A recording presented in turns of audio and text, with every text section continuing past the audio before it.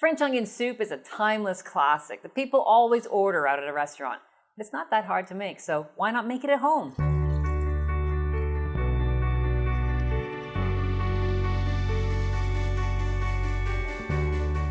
There are two key ingredients in French onion soup. Of course, the onions and the broth that they sit in. So let's focus on those two ingredients. First off, what onions should we use?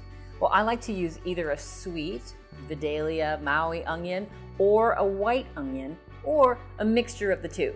But don't use a red onion because a red onion will turn your soup a gray color, unattractive. We're going to slice the onions and caramelize them. This is the longest, most time-consuming part of French onion soup. If you'd like to learn more about how to slice an onion or how to caramelize onion, please check out our other basic segments. What I have in this pan is 3 pounds of onion that has been caramelized slowly. It takes over an hour, so plan for that step. Once they're beautifully golden, let's deglaze with some white wine. As we do this, we're going to scrape up the bottom of that pot, making sure that any brown bits that are left there are incorporated into the liquid. Bring this to a simmer, and that alcohol will boil off a little bit.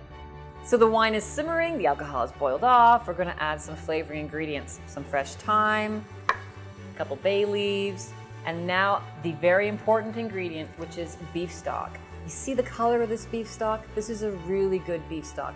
The best beef stock to use would be the one you've made yourself at home. But if you can't do that, make sure you buy good quality beef stock or even ask your butcher for some beef stock.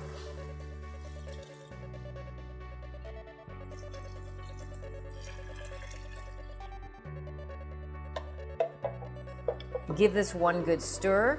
Then we're going to let this simmer for about 30 minutes. That's going to give time for the onions to really infuse their flavor into that delicious stock and vice versa, making a beautiful base.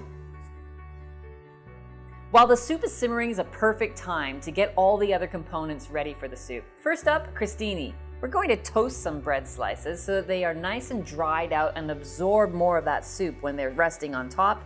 Let's preheat our oven to 350 degrees.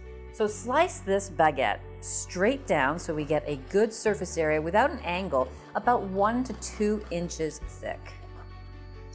I'm going to place these on a crisping pan so that I can get them nice and dried out on both sides. I'm going to drizzle just a little bit of olive oil on top.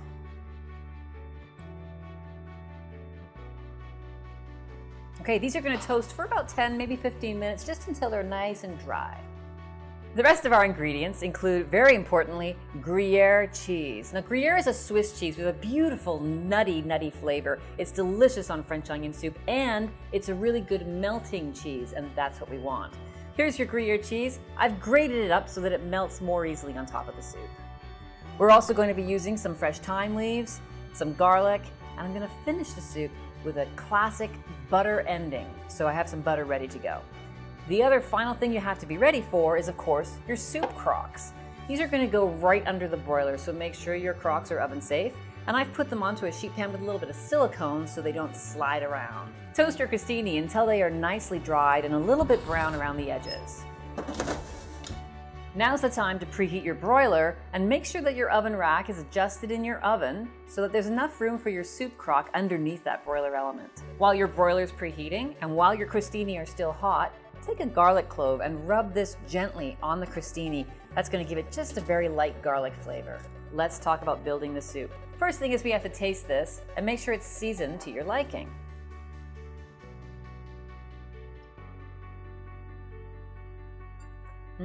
It's delicious already, but I'm going to put a little bit of salt in, a little bit of black pepper, and give that a stir.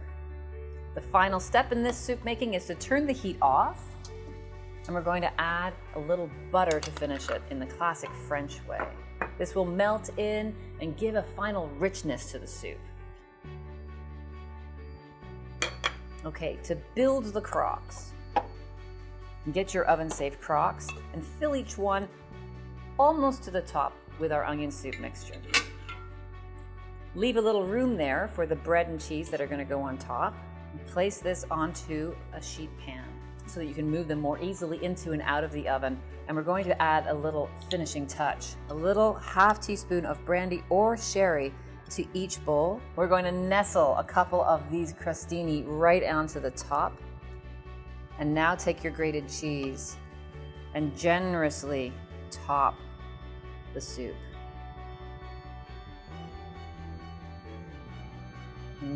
This is gonna go under the broiler.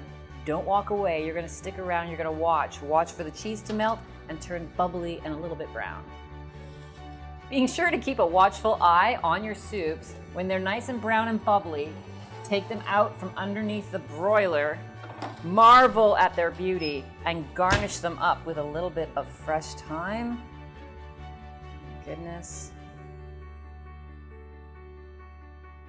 And then you must warn your guests that that crock is very hot. Transfer it to a plate so that you can carry it to the table and let everybody dig in.